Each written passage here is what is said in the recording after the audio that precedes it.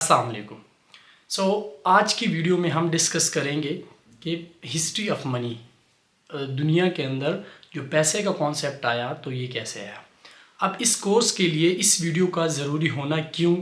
Means کہ یا ہم کیوں اس پہ ڈسکشن کریں یا کیوں ضروری ہے یہ ویڈیو، یہ اس وجہ سے ضروری ہے کہ جب ہمیں کچھ لوگ ہوتے ہیں جن کو انیشیل کانسیپٹ نہیں ہوتا، جس طرح کہ منی کیسا کام کرتی ہے تو وہ کانسیپٹ نہیں ہوتا، تو اس وجہ سے میں نے یہ ٹاپک چوز کیا کہ ہم سب سے پہلے اس کے اوپر ڈسکشن کریں کہ ہمارے پاس جو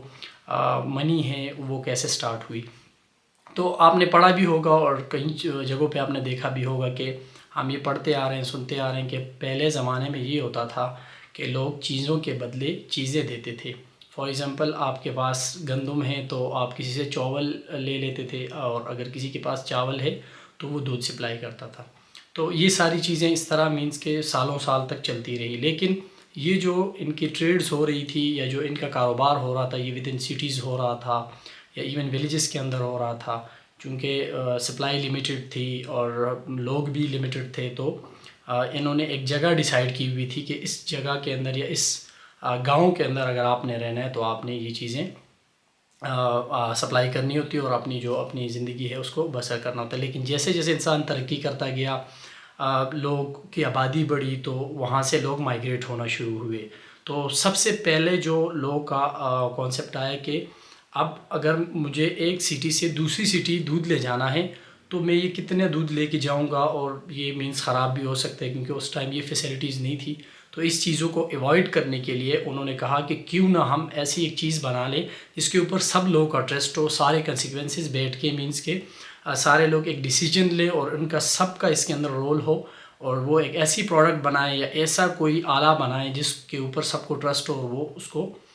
اس کے ساتھ ہی آگے ہم ٹریڈنگ کر. تو وہاں پہ جو بہت سارے لوگ تھے ان کا کانسیپٹ یہ تھا کہ کیوں نہ ہم ایک پتھر کو رکھ لیتے ہیں. کچھ لوگ پتھر کو کر رہے تھے کہ ہاں ہم پتھر جو ہے وہ رکھ لیتے ہیں کہ یہ پتھر جو ہے اگر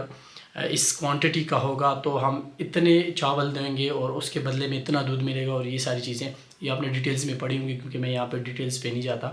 تو پھر دوسرا جو جیسے جیسے یہ آتا گیا تو پھر اب اگر ہم دیکھ لیں تو وہاں پہ مسئلہ یہ تھا کہ اگر کسی کے پاس سونا ہے تو اس نے کیسے تولنا ہے، کیونکہ سونا مہنگا ہے اور چاول جو ہے سستے ہیں، یا اور کوئی بھی چیز ہے کھانے پینے کی چیز ہے یا ایون اور جس طرح سواری وغیرہ ہے تو یہ جو ہے سستی چیز ہے. تو کیسے ہم پھر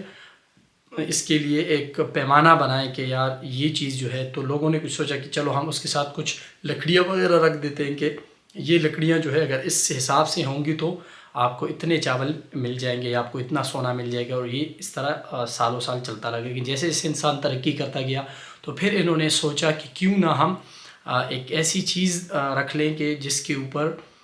کوئی کرنسی ہو یا اس ٹائپ کی کوئی چیز ہو. تو انہوں نے سکے جو تھے، سونے کے سکے یا کچھ تانبے کے سکے تھے، وہ سکے یوز کرنا سٹارٹ کر دیے. تو چونکہ جو بڑی تجارت تھی وہ سونے کے سکے پر ہوتی تھی، جو چھوٹی تجارت تھی وہ اس پہ ہو رہی تھی. اچھا، پھر اس کے بعد یہ ہوا کہ وہاں پہ لوگوں نے پھر یہ محسوس کیا کہ یار یہاں سے ہم سونے لے کے جاتے ہیں تو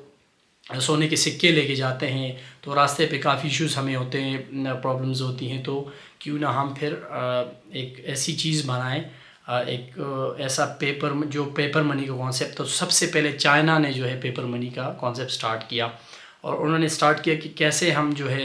ایک نوٹ بناتے ہیں جو کہ ایک پیپر کرنسی ہوگی اور اس کو گورنمنٹ نے کنٹرول کرنا ہوگا، اور وہی ہم آگے جا کے پھر اگر ہمیں کوئی چیز بائی کرنی ہے یا کوئی چیز